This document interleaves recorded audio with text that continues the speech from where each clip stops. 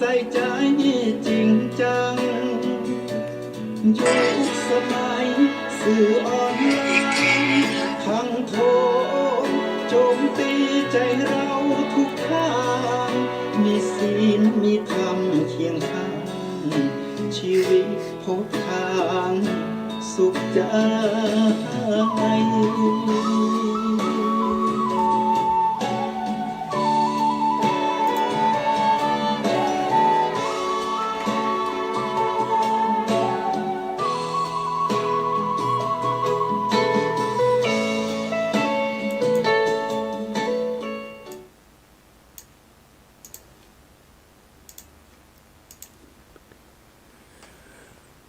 รุ่งอรุณเบิกฟ้าทั่วล่าแจ่มแสงธรรมแย้มเยือนถิ่นแผ่นดินเหนือชาวลำปางตื่นรับบุญจุนเจือธรรมะเอื้อเฟื้อเผื่อแผ่แก่กมลหมุนคลื่นมา97เมกะเฮิรตซ์สิ่งประเสริฐเกิดค่ามหาผลธรรมะยามเช้าขัดเกลาจิตใจคนสุขล้นพ้นทุกวันเสาร์จิตบรรเทาเมื่อแสงทองส่องนภาฟ้าสว่างหมอกจางๆพรมพลิ้วทั่วทิวเขาปลุกชีวาตื่นจากหลับระงับเบาคลายความเหงาด้วยธรรมะพระชินวรที่สวทลำปางทางอากาศธรรมศาสตร์ส่องใจให้คำสอนพระครูสิริธรรมบัณฑิตเอื้ออาทรมอบพรมพร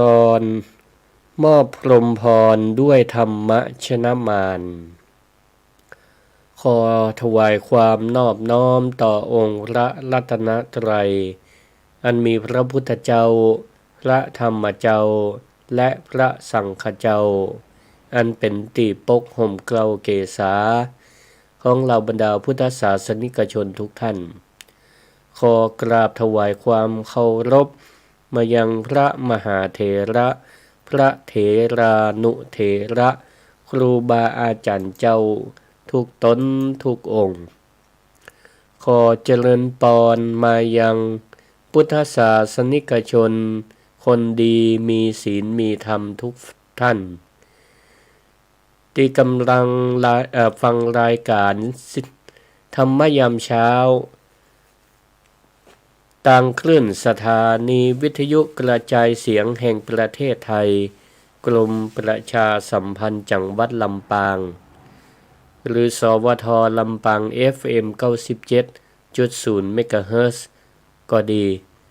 และทางคลื่นสถานีวิทยุเครือข่ายบอกว่าจะเป็นของวัดบรรพตสถิต FM 106.50 เมกะเฮิรตซ์จังหวัดลำปางก็ดีคลื่นสีขาวเพื่อชาวประชาอำเภอดอยหล่อจังหวัดเชียงใหม่ก็ดีที่กำลังฟังรายการโดยอาตมาภาพพระครูสิริธรรมบัณฑิตเจ้าอาวาสวัดมิ่งเมืองมูลตำบลพิชัยอำเภอเมืองจังหวัดลำปางก็ได้นำรายการธรรมยามเช้ามาสู่ท่านผู้ฟังที่อยู่ทางบ้านที่กำลังฟังทางวิทยุที่ฟังทางเครื่องวิทยุก็ดีฟังทางวิทยุออนไลน์ก็ดีหรือฟังทางFacebook Live บอกว่าจะเป็นของ Facebook ของอาตมาก็ดีพานุวัฒน์แสนคำหรือของสวทของสวทกรมประชาสัมพันธ์ลำปางก็ดีเพิ่นก็มี Facebook Live ไผที่เข้าฟังอยู่ติดตามรับฟังอยู่จะช่วยกันแชร์ช่วยกันกดไลค์กดถูกใจช่วยกันแชร์แสดงความคิดเห็นทาง Facebook Live ก็ดีก็จะได้ทราบได้รู้ว่ามีผู้กำลังติดตามรับฟังอยู่ ไปกดแชร์ก็จะได้เป็นสะพานบุญได้ส่งปัญญาได้ส่งองค์ความรู้ตั้งธรรมะยามเช้าไปสู่ท่านผู้ฟังหลายๆผู้หลายๆท่านที่เป็นเปื่อนด้วยกันเปิ้นว่าฮื้อธรรมะเป็นทานเนี่ยชนะการฮื้อทุกสิ่งทุกอย่างเป็นการฮื้อที่เป็นประโยชน์คนอื่นเปิ้นได้ฟังต่อก็จะได้ความรู้ไปตัวศรัทธาญาติโยมตัวเก่าซึ่งฟัง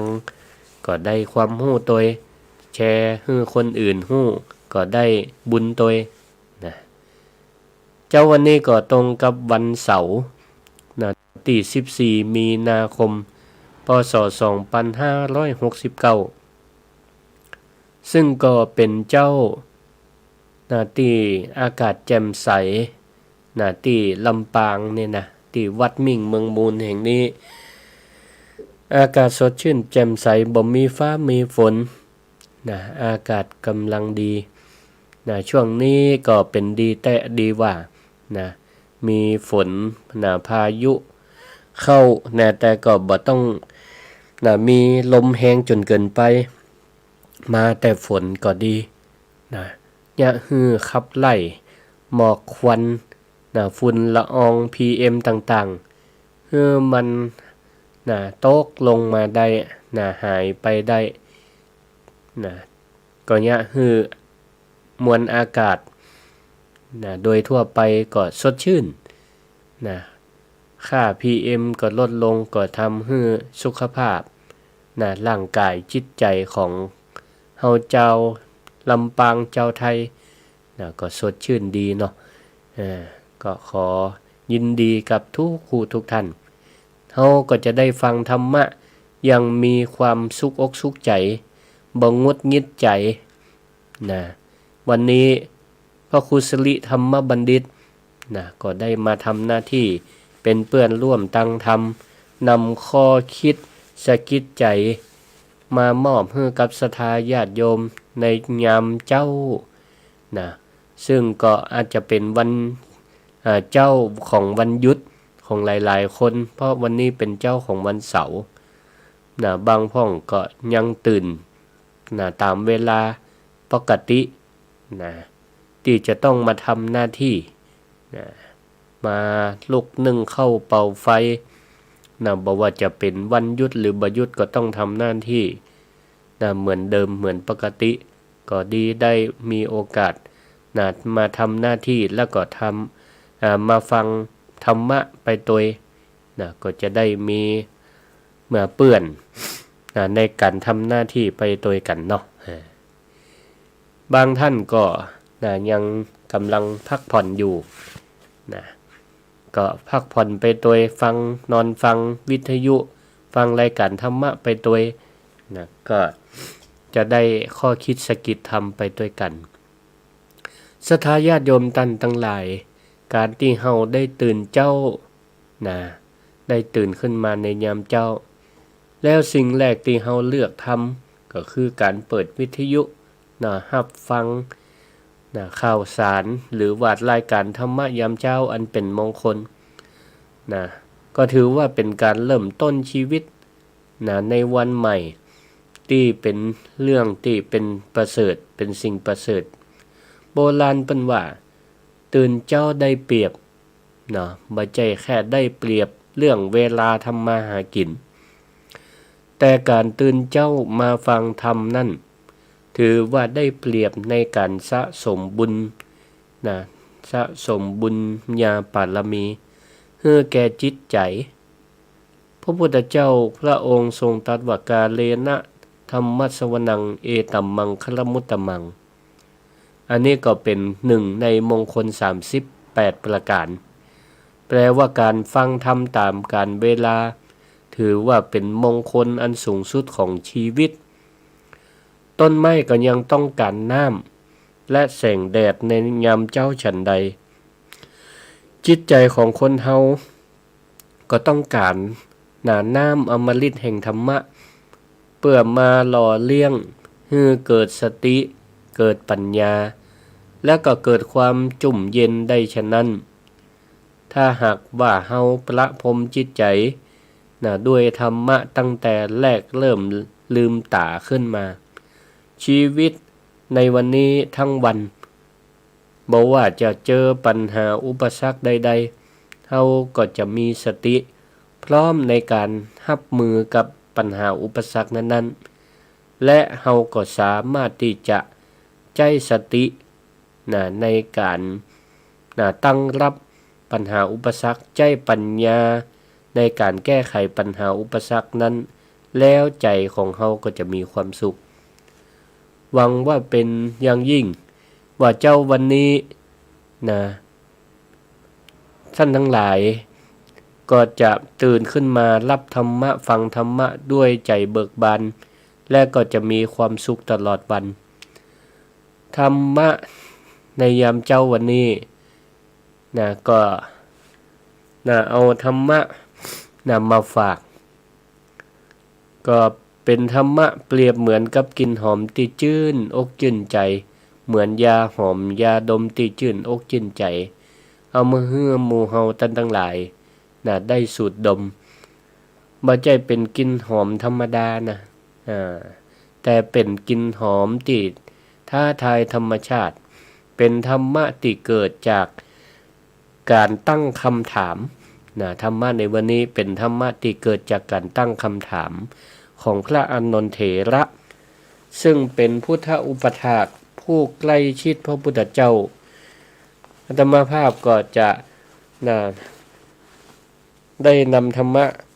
ที่เป็นคำถามของพระอานนท์มาเล่ามาอู้สู่หมู่เฮาท่านทั้งหลายฟังและก็เป็นธรรมะที่พระพุทธเจ้าก็ได้ตัดแก้ไขคำถามของพระอานนท์เปิ้นก็ได้ตัดเป็นพระบาลีว่านะปุพะคันโทปฏิวาตะเมตินะจันทนังตะคะระมัลลิกาวาสตัญจะคันโทปฏิวาตะเมติสภาทิสาสัพปุริโสปวายติแปลความหมายเป็นภาษาไทยให้เข้าใจง่ายๆว่ากลิ่นดอกไม้ย่อมไม่หอมทวนลมไปได้ไม่ว่าจะเป็นกลิ่นไม้หอมอย่างแก่นจันทร์กลิ่นดอกกฤษณาหรือกลิ่นดอกมะลิที่ว่าหอมนักหอมหนาก็ตามแต่กลิ่นของสัตบุรุษคนดีมีศีลธรรมนั้นย่อมหอมทวนลมไปได้สัตบุรุษย่อมฟุ้งตลบไปได้ในทิศทั้งปวงพระคาถานี้มีความลึกซึ้งกินใจเรื่องราวเป็นจะใดเดี๋ยวเฮาก็มาติดตามรับฟังไปพร้อมกันท่านสาธุชนคนดีทั้งหลายหัวข้อธรรมที่ได้นำมาอู้ในวันนี้ก็ตั้งชื่อง่ายๆว่ากลิ่นมวลไม้หอมไปตามลมกลิ่นศีลชนหอมทวนลมตลอดกาลเรื่องนี้มีความเป็นมาน่าสนใจซึ่งก็เป็นปัญหาของพระอานนท์เถระซึ่งเปิ้นก็ได้เป็นพุทธอุปถากเป็นเงาถ้าจะว่าเป็นเงาตามตัวของพระพุทธเจ้าเป็นผู้คอยดูแลรับใช้ใกล้ชิดพระพุทธเจ้าไปทุกที่ทุกทางเรื่องก็มีอยู่ว่าในสมัยที่พระพุทธองค์ทรงพระชนอยู่ในสมัยพุทธกาลแรงวันหนึ่งนั้นพระองค์ประทับอยู่พระเชตวันมหาวิหารเมืองสาวัตถีซึ่งก็เป็นอารามแห่งความร่มรื่นที่อนาถปิณฑิกเศรษฐีได้สร้างถวายเป็นทานในขณะที่อากาศยามแรงกำลังเย็นสบายแดดล่มลมตกพระสงฆ์องค์เจ้าก็ทำกิจวัตรกวดปัดลานวัดกันเรียบร้อยพระอานนท์เปิ้นก็นั่งพักผ่อนเจริญสมาธิอยู่ตามลำพังในที่หน้ากุฏิของเปิ้นในขณะนั้นเปิ้นก็กำลังนั่งอยู่นั้นลมเย็นๆก็ปัดมา ปัดเอากลิ่นของดอกไม้กลิ่นดอกไม้หอมมาตามสายลมหอมไปทั่วพื้นที่ตรงนั้นบอกว่าจะเป็นดอกมะลิกินดอกพิกุลดอกจำปาจำปีดอกไม้นานาพันธุ์ ทีนี้พระอานนท์ปัญญูติหันเป็นผู้มีปัญญาเป็นบัณฑิตเปิ้นก็ได้สูดกลิ่นของดอกไม้ที่มันโชยมาต่ำลมเปิ้นก็บ่ได้แค่ดมกลิ่นแล้วก็ปล่อยความหอมนั้นผ่านจมูกไปบ่ได้แต่เปิ้นก็ยิบยกเอาธรรมชาติรอบตัวนั้นมาพิจารณาเพื่อเป็นธรรมะเปิ้นก็ได้พิจารณาสังเกตว่า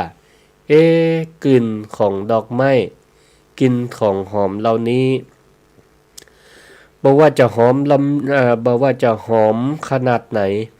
บอกว่าจะมีราคาแพงขนาดไหนมันก็ยังมีข้อจำกัดอยู่เนาะกลิ่นของดอกไม้นี่หรือว่ากลิ่นต่างๆมันก็หอมไปได้เฉพาะตามทิศทางลม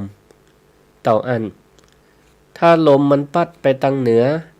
กลิ่นก็ลอยไปทางเหนือถ้าเฮาไปอยู่เหนือลมเฮาไปอยู่ทางเหนือลมหรืออยู่คนละทิศกับลมที่มันพัดต่อให้ยืนอยู่ใกล้กลิ่นดอกทั้งหลายมันก็บ่สามารถที่จะดมกลิ่นนั้นได้เฮาบ่สามารถที่จะรับรู้กลิ่นหอมของดอกไม้เหล่านั้นได้เพราะเฮาอยู่เหนือลมแต่ถ้าเฮาอยู่ใต้ลมแต่ถ้าเฮาอยู่ใต้ลมเฮาถึงจะได้กลิ่นแต่ถ้าเฮาอยู่ย้อนสอนทวนลมแล้วดมกลิ่นบ่ได้สักน้อยเลยเมื่อเปิ้นพิจารณาหันธรรมชาติอย่างนี้ก็เลยเกิดความสงสัยปรากฏขึ้นในใจว่าในโลกใบนี้มันจะมีกลิ่นอันใดเนาะที่มีความพิเศษพิสดารสามารถหอมกลิ่นหอมไปทวนลมก็ได้ไปตามกระแสลมก็ได้และมีกลิ่นอย่างน้อที่บ่ถูกจำกัดด้วยทิศทางลมคือหอมไปได้ทุกที่ทุกทางบ่จำกัดเวลาบอกว่าจะแดดออกฝนจะตกพายุจะเข้ากลิ่นนี้ก็ยังหอมฟุ้งอยู่กลิ่นดอกไม้บางชนิดนี่ศรัทธาญาติโยมทั้งหลายเนาะถ้าบ่ใจถึงหน้าฤดูกาลมันนี่เฮาก็จะบ่ได้กินอย่างเช่นหน้าหนาวดอกบางอย่างก็จะโชยกลิ่นมาละแต่ถ้าโป้นฤดูกาลแล้วก็มีกลิ่นละนี่อันนี้เป็นข้อสังเกตของพระอานนท์ว่ามันจะมีกลิ่นอย่างของจ้าที่มันหอมได้ทุกที่ทุกทางทวนลมก็ได้ตามลมก็ได้และก็หอมได้ทุกเวลาบอกว่าเมื่อวันเมื่อคืนบอกว่าฝนจะตกแดดจะออกมันก็หอมได้ตลอดศรัทธาญาติโยมที่ฟังอยู่ก็ลองพิจารณาเกิดไปตามพระอานนท์พอว่ามันจะมีกลิ่นอย่างของจ้าเนาะที่มันหอมทวนลมก็ได้เนี่ยนะเมื่อพระอานนท์เปิ้นเกิดหาคำตอบด้วยตัวเองบ่ได้เปิ้นก็เลยลุกขึ้นแล้วก็นึกถึงว่าปัญหาเหล่านี้เฮาบ่ต้องเสียเวลามานั่งกึดหาคำตอบคนเดียวสู้ไปทูลถามพระพุทธเจ้าดีกว่าเพราะพระพุทธเจ้าได้รับสมณายาสมญาว่าเป็นพระสัพพัญญูคือพระองค์นั้นทรงรู้ทุกเรื่องทั้งหมดทั้งมวลว่าแล้วก็เลยห่มจีวรเพื่อเรียบร้อยไปเข้าเฝ้าพระพุทธเจ้า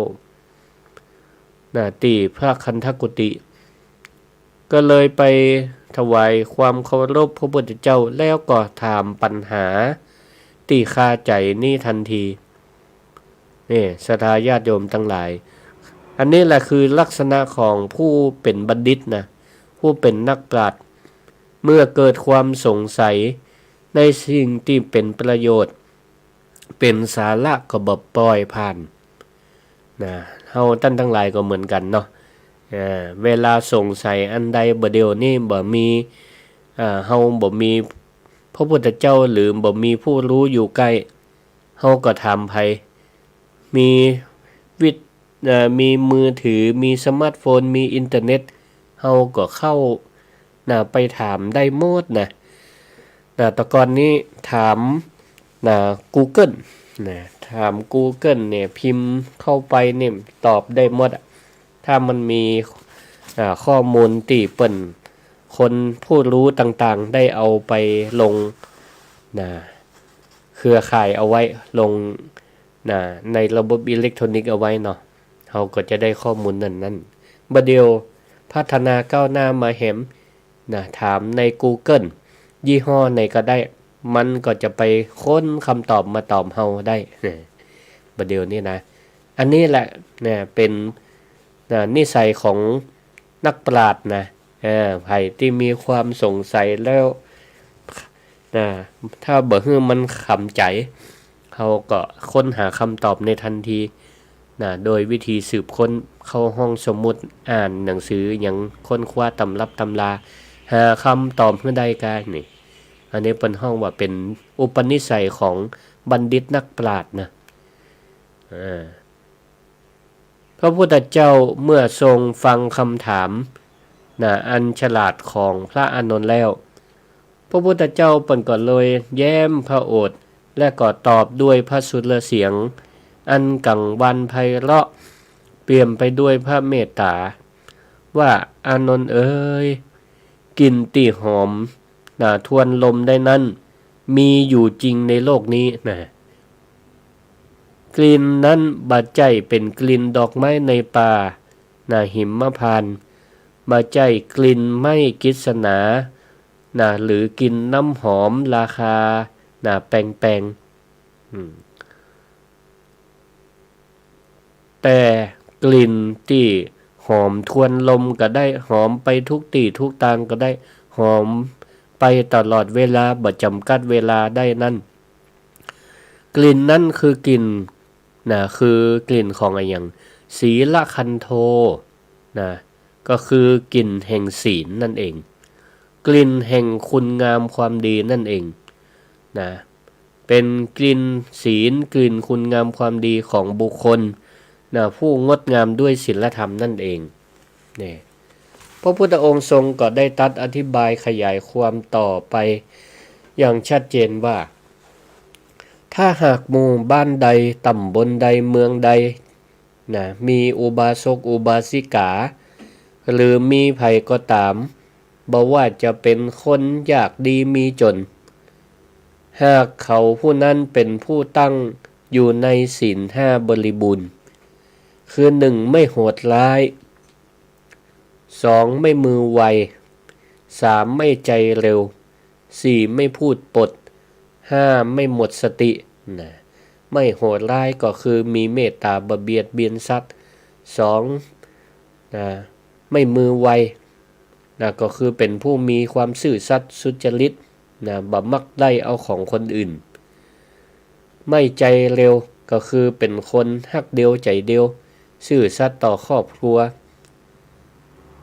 บ่ประพฤติผิดในกามไม่พูดปดก็คือมีสัจจะบ่อู้ปดหมดเท็จและก็บ่หมดสติก็คือเป็นคนรักษาสุขภาพบ่ดื่มของมึนเมาบ่เสพสิ่งเสพติดนี่และก็ยังเป็นคนมีความเสียสละมีความ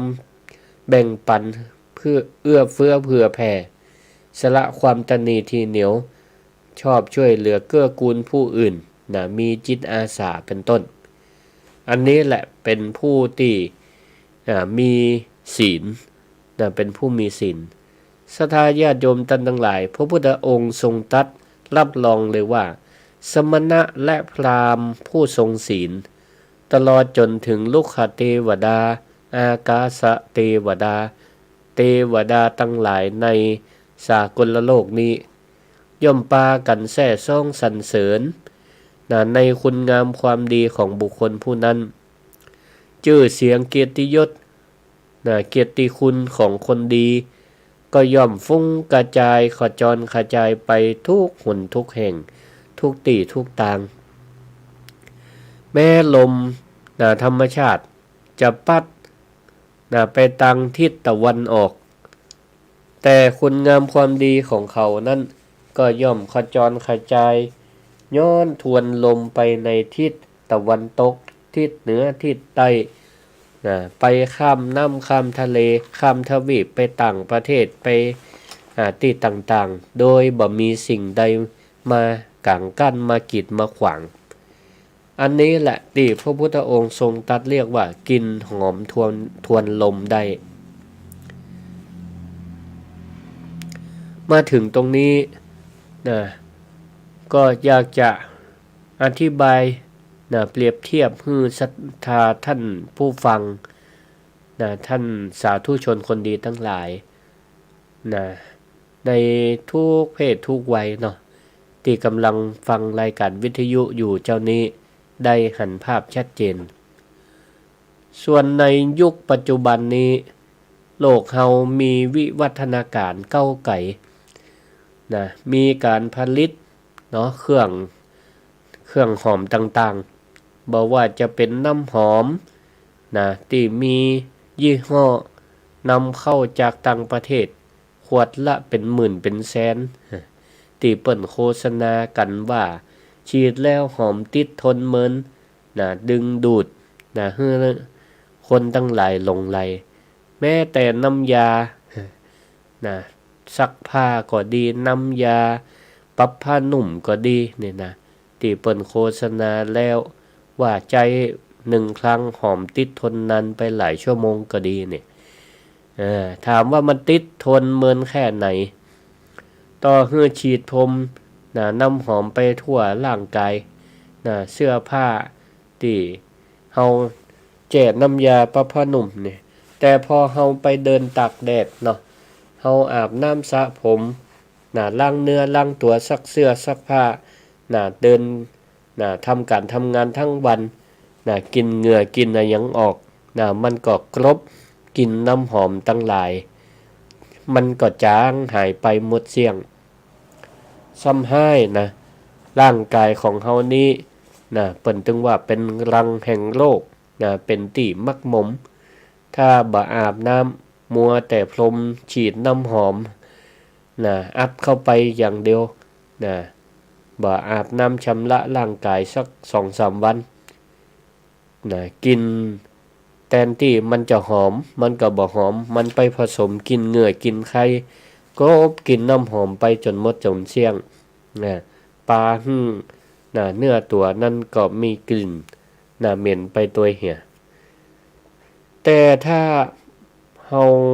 มาเปรียบเทียบกับกลิ่นแห่งศีลกลิ่นแห่งคุณงามความดีนั้นมันก็แตกต่างออกไปอย่างสิ้นเชิงกลิ่นแห่งศีลถือว่าเป็นกลิ่นแห่งความท้าทายเป็นกลิ่นแห่งความท้าทายกฎธรรมชาติเป็นเพราะว่ากฎแห่งธรรมชาติกลิ่นทั้งหลายมันไปตามลมแต่กลิ่นศีลกลิ่นธรรมกลิ่นแห่งคุณงามความดีนี่มันท้าทายกฎธรรมชาติทวนลมได้หมดทวนกันเวลาได้หมดบ่ต้องใจเงินซื้อหาบ่ต้องไปเข้าห้องแลบสกัดเอาเกสรดอกไม้ที่หายากสกัดออกมาให้มันเป็นน้ำหอมแต่กลิ่นศีลกลิ่นธรรมนี่มันสกัดออกมาจากจิตใจออกมาจากจิตจากใจของหมู่เฮาท่านทั้งหลายนี่แหละสกัดออกมาจากการกระทำของเฮาท่านทั้งหลายการกระทำที่ประกอบด้วยกายสุจริตก็คือการประพฤติ ปฏิบัติด้วยความจริงใจตั้งกายวจีสุจริตก็คือการสกัดออกมาจากกำอู้กำจาที่ประกอบด้วยสุจริตอู้จาไพเราะอู้จาด้วยคำจริงมีสัจจะอู้กรรมที่มันเป็นประโยชน์และก็สกัดออกจากมโนสุจริตก็คือมีใจที่บริสุทธิ์ใจปรารถนาดีต่อทุกผู้ทุกนำนี่ศรัทธาญาติโยมทั้งหลายเวลาเฮาเดินเข้าไปใกล้คนที่เปิ้นฉีดน้ำหอมเฮาก็อาจจะรู้สึกแค่ว่าเนาะคนนี้เปิ้นใส่น้ำหอมยี่ห้ออันหยังจ้ากลิ่นหอมดีแต่ถ้าเฮาเดินเข้าไปใกล้คนมีศีลมีธรรมมีธรรมะคนปฏิบัติดีคนมีศีลเฮาเข้าไปใกล้ผู้รักผู้ใหญ่ที่มีศีลมีธรรมะเข้าไปใกล้ครูบาอาจารย์ผู้ปฏิบัติดีปฏิบัติชอบความรู้สึกมันจะต่างกันเฮาจะบ่ได้กลิ่นตังจมูกแต่เฮาจะสัมผัสได้ตังจิตตังใจเฮาจะรู้สึกว่าโอ้อยู่ใกล้ครูบาอาจารย์อยู่ใกล้พระเถระอยู่ใกล้ผู้รักผู้ใหญ่ที่เปิ้นมีศีลมีธรรมอยู่ใกล้เปิ้นที่มีศีลมีธรรมโอ้รู้สึกว่าล่มเย็นรู้สึกปลอดภัยรู้สึกว่าเบิกบานใจอันนี้แหละคืออานุภาพของกลิ่นศีลกลิ่นน้ำหอมนั้นลอยไปตามลมได้ไกลสุดก็บ่กี่เมตรเนาะหรือไปได้บ่กี่กิโลแต่ว่ากลิ่นแห่งคุณงามความดีของบุคคลนี่ลอยทะลุกำแพงทะลุภูเขาทะลุประเทศแม้คนที่อยู่ห่างไกลคนละซีกโลกแค่ได้ยินแค่ได้ยินชื่อได้ยินชื่อได้อ่านประวัติและได้ทราบถึงคุณงามความดีของเปิ้นจิตใจของเฮาก็จะมีความปีติชื่นชมมุทิตาจิตแสดงความยินดีประทับจิตประทับใจนี่ก็ขอยกตัวอย่างใกล้สุดเฮาในลำปางนี่บุคคลใดติมีศีลธรรมกรรมฐานมีคุณงามความดีติมีกลิ่นหอมเฮาก็จะนึกถึงไผนึกถึงหลวงพ่อเกษมเขมโกแห่งสุสานไตรลักษณ์ของเฮาพระอริยสงฆ์แห่งเฮาเจ้าเวียงละกรลำปางทั้งหลายหลวงพ่อเกษมเขมโกหรือครูบาเจ้าเกษมเขมโกเป็นพระวิปัสสนากรรมฐานถึงแม้ว่าเปิ้นบางครั้งบางโอกาสปฏิบัติมีความเคร่งเปิ้นกินฉันมื้อเดียวกะอาบน้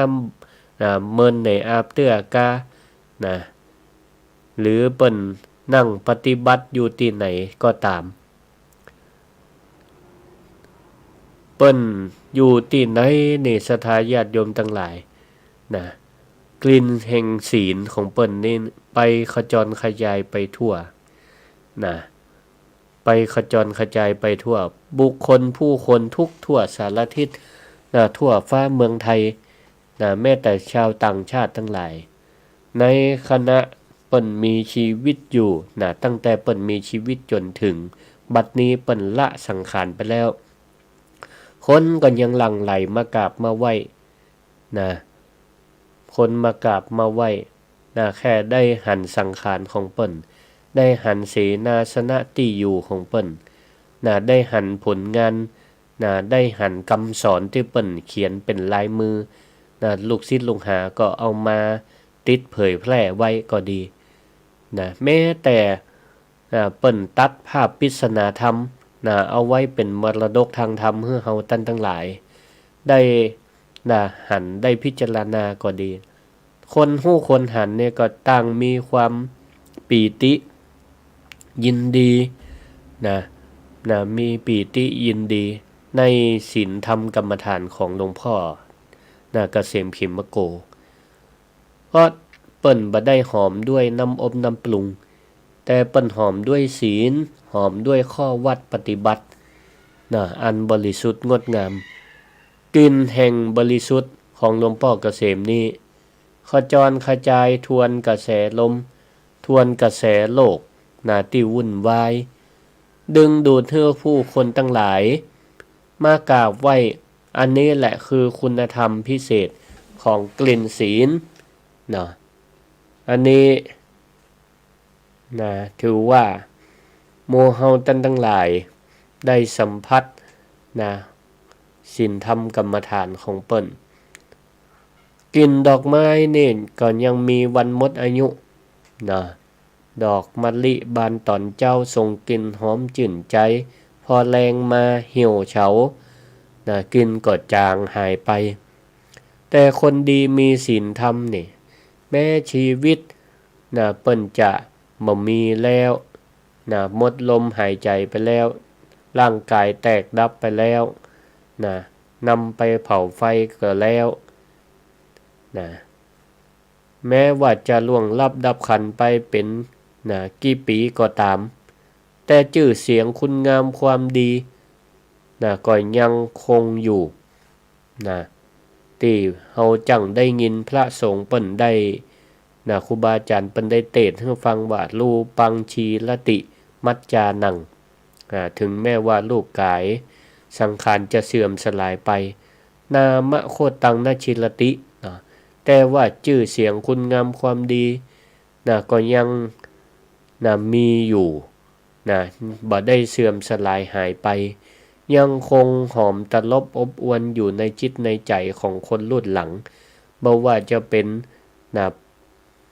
ลูกหลานตันเต้าได้ลำลึกนึกถึงคุณงามความดีของพ่อของแม่ที่เปิ้นได้ทำไว้กับลูกกับเต้ากับหลานหรือว่าลูกศิษย์ลูกหาลำลึกนึกถึงคุณงามความดีของครูบาอาจารย์ที่ตัวเองเคารพนับถือเปิ้นได้ประสิทธิ์ประสาทวิชาความรู้ให้เฮานี่เปิ้นก็แม้ว่าละสังขารไปแล้วคุณงามความดีก็ยังคงอยู่ชื่อเสียงยังคงอยู่ให้ลูกศิษย์ลูกหาได้จารึกนึกถึงพอถึงคราววันครบรอบ วันเกิดของเปิ้นก็ดีวันตายของเปิ้นก็ดีลูกศิษย์ลูกหาลูกหลานตันเต้าก็ยังหวนลำลึกนึกถึงก็ปากันทำบุญสุนทานตานขันเข้าขันน้ำไปหานี่ศรัทธาญาติโยมทั้งหลายก็เหมือนกับองค์สมเด็จพระสัมมาสัมพุทธเจ้าของเฮานี่แหละถือว่าเป็นศาสดาเป็นบรมครูของเฮาท่านทั้งหลายแม้ว่าพระองค์จะดับขันธปรินิพพานไป12,500 กว่าปีแต่พระคุณและคำสอนของพระองค์นั้นยังหอมฟุ้งอยู่เราท่านทั้งหลายในที่นี้เกิดบัตันกันซ่าคนอาตมาผู้บรรยายผู้พูดนี้ก็เกิดบัตันพระองค์แต่รับรู้รับทราบได้ศึกษาพระธรรมคำสอนของพระองค์จากรุ่นต่อรุ่นมาเอาก็หันแล้วว่าพระธรรมคำสอนของพระพุทธเจ้าก็สามารถนำมาน้อมนำมาประพฤติปฏิบัติแล้วได้ผลตามความเป็นจริงอันนี้แหละพระธรรมคำสอนก็ถือว่าเป็นตัวแทนของพระพุทธองค์ก็ถือว่าเป็นคุณงามความดีของพระพุทธองค์นี่เราก็ยังได้ดมกลิ่นแห่งศีลในข้อทำข้อวัดปฏิบัติแล้วก็เอามาปฏิบัติตามได้กลิ่นแห่งศีลตีหอมอยู่นี่ศรัทธาญาติโยมทั้งหลายบ่เคยจางหายไปยังมีอยู่ยังมีอยู่ในสมัยพุทธกาลนี่ก็มีเศรษฐีคนหนึ่งชื่อว่าสิริคุตเศรษฐีท่านสิริคุตนี่เป็นคนมีทรัพย์มีสมบัตินักมีเงินมีทองนักหลายร้อยโกฏถ้าเป็นปัจจุบันก็เป็นหมื่นล้านมีข้าทาสบริวารนักหลายเรียกว่าเกิดมาบนกองเงินกองทอง แต่ศรัทธาญาติโยมทั้งหลายฮู้ก็ว่าทรัพย์สมบัติภายนอกนั้นมันน่าอัศจรรย์นะมันน่ายกย่องเท่ากับทรัพย์ภายในของเปิ้นท่านสิริคุตเศรษฐีนี่เป็นอุบาสกผู้มีศีลแต่มีศีล5ตีเข่งคัดบริสุทธิ์พุทธผ่องในวันธรรมดานั้นเปิ้นก็ทำมาค้าขายด้วยความซื่อสัตย์สุจริตบ่เคยเอาเปรียบไผบ่เคยเอาเปรียบลูกค้านะบ่กักตุนสินค้าบ่กักตุน น้ำมันก็ดีในภาวะวิกฤตบ่โกงนะราคาเจ้าบ้านเจ้าจองพอถึงวันพระวันศีลเปิ้นก็จะหยุดค้าขายนะหยุดค้าขายทุกสิ่งทุกอย่างปลดเปลื้องภาระตั้งโลกนะนุ่งขาวห่มขาวไปสมาทานอุโบสถศีลนะอยู่วัดรักษาศีล8เปิ้นก็ทำอย่างนี้เป็นประจำนะเป็นประจำความดีของท่านสิริคุตเศรษฐีนั้นนะเปิ้นก็ทำของเปิ้นยังเอี้ยไปเงียบๆด้วยจิตใจอันบริสุทธิ์นะบ่ได้ไปเป่าประกาศบอกเจ้าบ้านเจ้าจองนะฮือไผโฮไผหันแต่ว่ากินแห่งศีลนี้มันปิดบังบ่ได้นะมันปิดบังบ่ได้กินแห่งคุณงามความดีของเปิ้นนั้นฟุ้งไปไกลนะฟุ้งไปไกลแค่ไหนทะลุฟ้าทะลุเมฆขึ้นไปถึงสวรรค์จันทร์ดาวดึงส์อันเป็นที่ประทับของพระอินทร์พระอินทร์วันหนึ่งพระองค์พระอินทร์ประกาศอยู่บนสวรรค์จันทร์ดาวดึงส์ปุ่นก็ได้กลิ่นได้กลิ่นของศีลและก็บัลลังก์ของเปิ้นในวันนั้นก็อยู่ๆจากเกยอ่อนนุ่มก็แข็งกระด้างก็เป็นสัญญาณเตือนว่าคนมีบุญคนมีศีลกำลังทำความดีอยู่พร้อมกันนั้นพระอินทร์เปิ้นก็ได้สัมผัสได้ฮู้ถึงกลิ่นแห่งศีลที่ลอยฟุ้งขึ้นมาก็เลยไล่ตามพ่อว่าอันนี้เป็นกลิ่นอะหยังก็เลยฮื้อเทวดาผู้เป็นบริวารไปสืบก็ได้ทราบลงฮู้ว่าอันนี้เป็นกลิ่นศีลกลิ่นธรรมของสิริคุตเศรษฐีผู้กำลังรักษาอุโบสถศีลนี่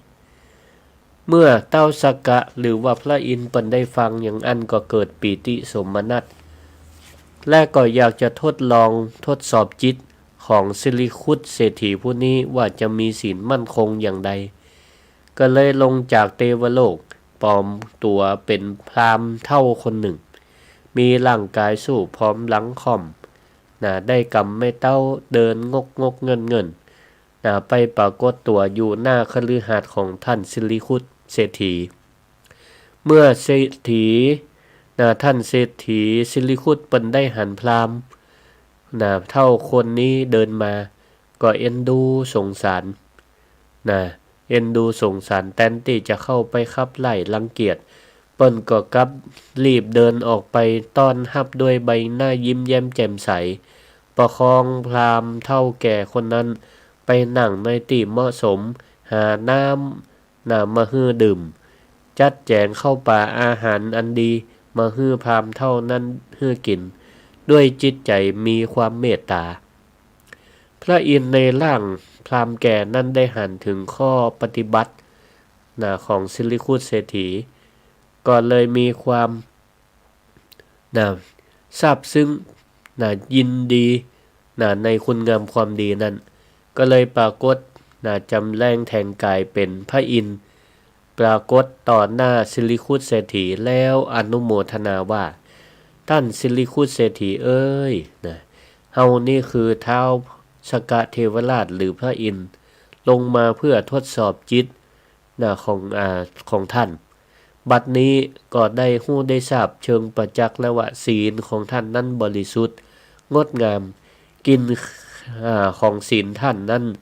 หอมตลบอบอวนไปถึงสวรรค์จันทร์ดาวดึงส์ก็ขออำนวยอวยพรให้ท่านจงรักษาคุณงามความดี เอาไว้เหมือนเกลือรักษาความเค็มเด้อเห็นพออู้จบแล้วก็ฮื้อปอนสิริคุเศรษฐีฮื้อเจริญรุ่งเรืองแล้วก็กลับไปสู่สวรรค์จันดาวดึงส์เหมือนเดิมนี่ศรัทธาญาติโยมทั้งหลายคนมีศีลมีธรรมนี่บ่ต้องไปเรียกร้องความสนใจจากไผเนาะบ่ต้องไปสร้างภาพอันใดทำหน้าที่ของตนให้ดีทำในที่ลับก็ตามในที่แจ้งก็ตามเฮาก็ตั้งใจทำความดีแสดงออกมาจากภายในสู่ภายนอกกลิ่นของศีลนั้นบ่ปิดบังมันปิดบ่ได้คลุมบ่ได้มันก็จะขจรกระจายไป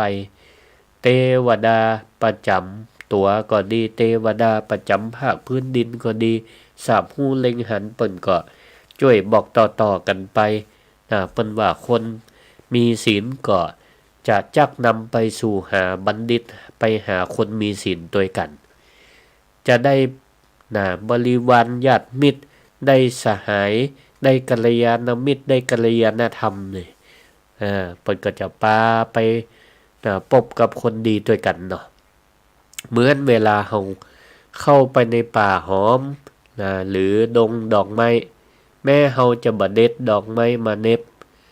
บ่ได้เอามาดมแต่เพียงแค่เดินผ่านเสื้อผ้าหน้าผมของเฮาก็พลอยมีกลิ่นมีกลิ่นหอมติดตัวมาตัวในตังตรงกันข้ามศรัทธาญาติโยมทั้งหลายถ้าเฮาไปคบคนบ่ดีไปอยู่ใกล้คนทุศีลคนอยู่ใกล้คนชอบนินทาเหล่าหน้าจาควันคนอื่นคนชอบไปอยู่ใกล้คนโคตรคนโกงคนอื่นขี้ลักขี้จกก็เหมือนกับเฮาเดินเข้าไปในตลาดได้ในตลาดสดเนาะไปเดินใกล้ขายครัวที่มันกินสาบข้าวกินขายปลาขายอะไรอย่างต่างๆเนาะกินข้าวเหล่านั้นมันก็ลอยมาติดเนื้อติดตัวกินพริกกินเกลือกินอะไรอย่างต่างๆมันก็มาติดเหม็นติดเนื้อติดตัวเฮาได้ฉะนั้นกลิ่นแห่งศีลจึงเป็นเครื่องพิสูจน์ถึงคุณค่าของคนได้ราชทายาติโยมท่านผู้ฟังทั้งหลายเฮาได้ฟังเรื่องพระอานนท์ก็ดีเรื่องเศรษฐีสิริคุตก็ดีเรื่องของหลวงพ่อเกษมเขมโกก็ดีเนาะศรัทธาบางท่านก็อาจจะนึกแย้งในใจว่าโอ้หลวงพ่ออันนั้นมันเรื่องในสมัยพุทธกาลโล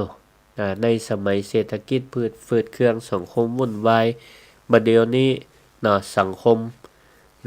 วุ่นวายปากกัดตีนถีบก็ดีจะเอาธรรมะเรื่องศีลเรื่องธรรมมาประยุกต์ใช้ในชีวิตประจำวันถ้าจะยากอยู่ก้าเฮียศรัทธาท่านผู้ฟังประออกไม่ออกทั้งหลายการสร้างกลิ่นหอมให้กับชีวิตนี่บ่ใจว่าเฮานั่นจะต้องรอเป็นเศรษฐีรอให้เฮารวยแล้วถึงจะช่วยเหลือคนอื่นได้เฮาบ่จำเป็นจะต้องว่านุ่งขาวห่มขาวไปอยู่วัดอยู่วาต้องอั้นถึงจะมีศีลได้ธรรมะของพระพุทธเจ้านั้นเป็นกลางๆเฮาทุกคนสามารถสร้างได้ทุกวันทำได้ทุกวันอยู่ที่บ้านก็ทำได้อยู่ที่ทำงานของเฮาก็ทำได้วิธีปฏิบัติก็มีอย่างนี้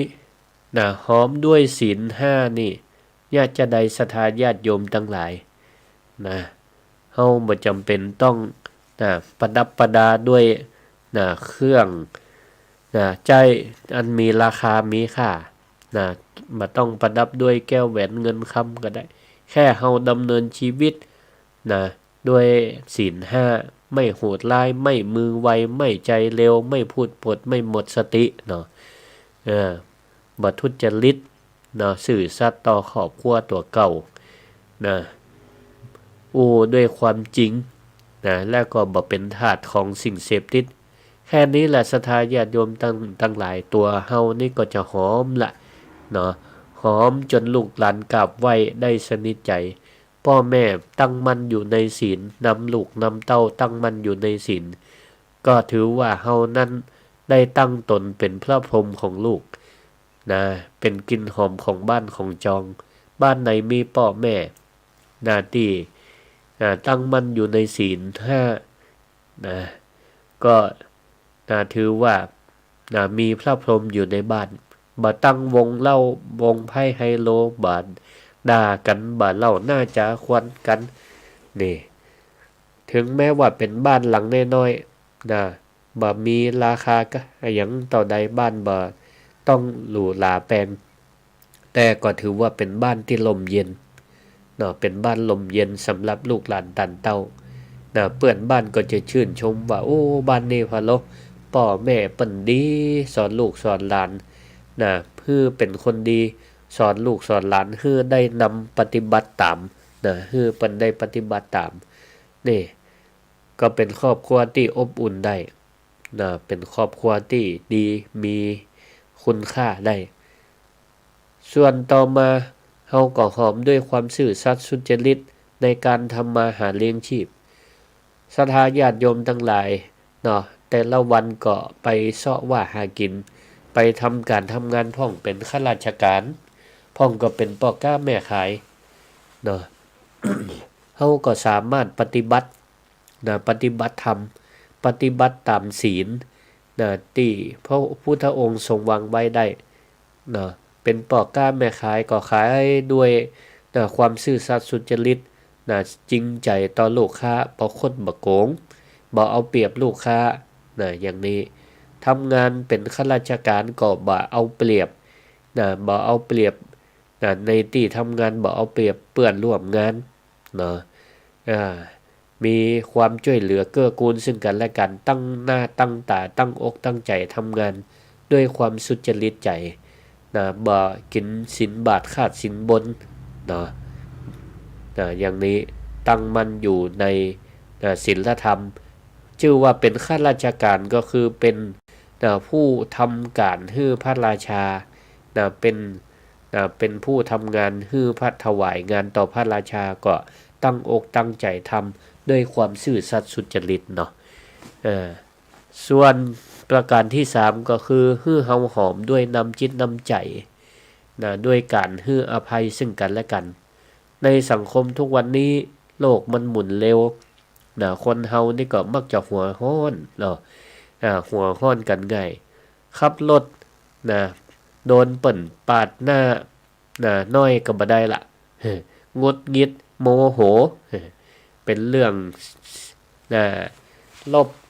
เกลียดกันบ่ฮื้อเกลียดกันยังพ่อง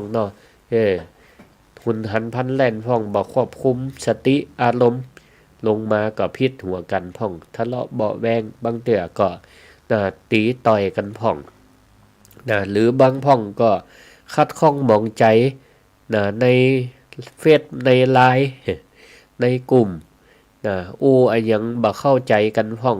ก็โคตรกันพิมพ์ด่ากันพ่องบางเตื้อก็สร้างกรรมตั้งวาจาตั้งจิตตั้งใจโดยบ่ฮู้เนื้อฮู้ตัวถ้าเฮามีธรรมะมีการใจสติมาเบรกอารมณ์ตัวเก่าไว้ตันมีความเมตตา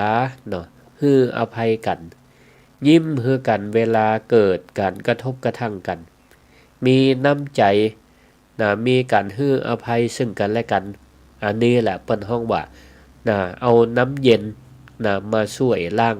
จิตล้างใจมาดับไฟแห่งความโลภแห่งความโกรธความหลงในสังคมไทยสังคมไทยเฮานั้นก็จะน่าอยู่กลิ่นแห่งความเอื้อเฟื้อเผื่อแผ่นั้นก็จะดับกลิ่นเหม็นคาวกลิ่นแห่งความเกลียดความจังความอิจฉาริษยาในสังคมก็หายไปได้เนี่ยเปิ้นว่าสยามเมืองยิ้ม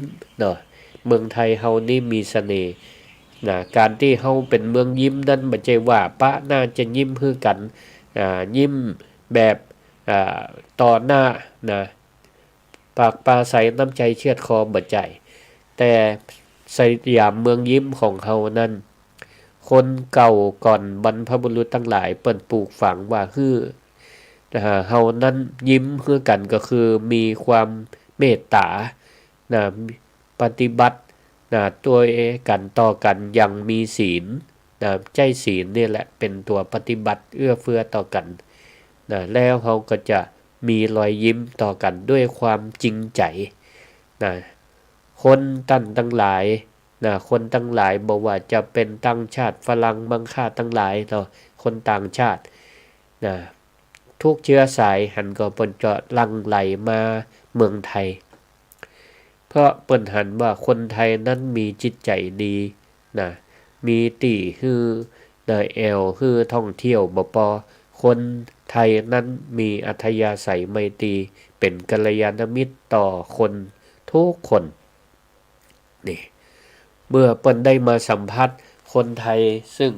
มีศีลเป็นพื้นฐานในการปฏิบัติตัวต่อกัน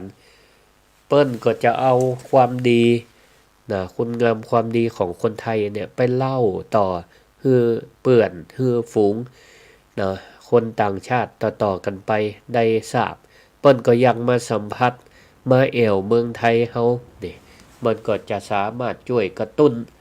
เศรษฐกิจของบ้านเฮาเมืองเฮานั้นคือมีความเจริญรุ่งเรืองต่อไปได้บ่คัดบ่สนอันนี้แหละเห็นประการหนึ่งก็คือกลิ่นของผู้ให้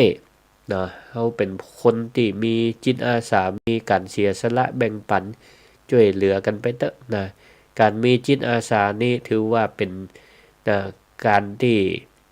เป็นคุณธรรมแม้แต่องค์พระบาทสมเด็จพระเจ้าอยู่หัวในหลวงรัชกาลที่10พระองค์ก็ได้ตระหนักเล็งหันว่าการที่คนไทยถ้ามีจิตอาสาเนี่ยถือว่าเป็นสิ่งที่ประเสริฐทำให้เฮานั้นเป็นผู้มีกลิ่นเป็นผู้มีกลิ่นหอมมีศีลเพราะมีจิตอาสาเปิ้นก็เลยรณรงค์ให้เราท่านทั้งหลายนั้นส่งเสริมกันมีจิตอาสาฮื้อกันก็ได้อู้จามาก็สมควรแก่เวลาคงบ่มีโอกาสได้เปิดหน้าไมค์คือศรัทธาทั้งหลายได้โทรเข้ามาในรายการเพราะเวลามีจำกัดแต่ถ้าไผจะโทรมานอกไมค์มาติชมแนะนำว่าโอกาสต่อไปใครฟังเรื่องอันใดจะให้พ่อครูสิริธรรมบัณฑิตนำมาเผยแพร่นำธรรมะมาอู้มาจาในประเด็นในเรื่องใดก็บอกได้โทรมาเวลาอื่นเอาเนาะ0649495999ก็อนุโมทนาเมื่อสัปดาห์แล้วนี่คุณแม่สลวยซ้อนสุขพร้อมด้วยครอบครัวอยู่ปุ้นบ้านอยู่กัดเก้าเจ้าก็ฟังรายการธรรมยามเช้านี่แหละเปิ้นก็ได้มามาหาที่วัดมิ่งเมืองมูลขออนุโมทนาเปิ้นก็ว่าติดตามรับฟังอยู่เอาละท้ายที่สุดนี้ขอฝากคำกลอนไว้และก็ขอลวดลาศรัทธาทั้งหลายฝากคำกลอนไว้ว่ากลิ่นมวลไม้หอมฟุ้งคลุ้งเพียงครู่ตามลมอยู่ไม่นานก็พานหายแม้จันหอมกฤษณาราคาคายล้วนมาลายเสื่อมสิ้นกลิ่นล่วงโรยแต่กลิ่นศีลคนดีที่สร้างสรรค์หอมนิรันดร์ทวนหอมไม่จมโหยแม้ชีพดับลับล่วงลมพัดโชยความดีโชยขจรจายไปสากลมันรักษาศีล5ประจิตสุจริตการงานสร้างกุศลประดับกายด้วยธรรมชุ่มฉ่ำล้นประเสริฐผลหอมทวนการตลอดกาลขออนุโมทนาอายุวันโนสุขังปะลัง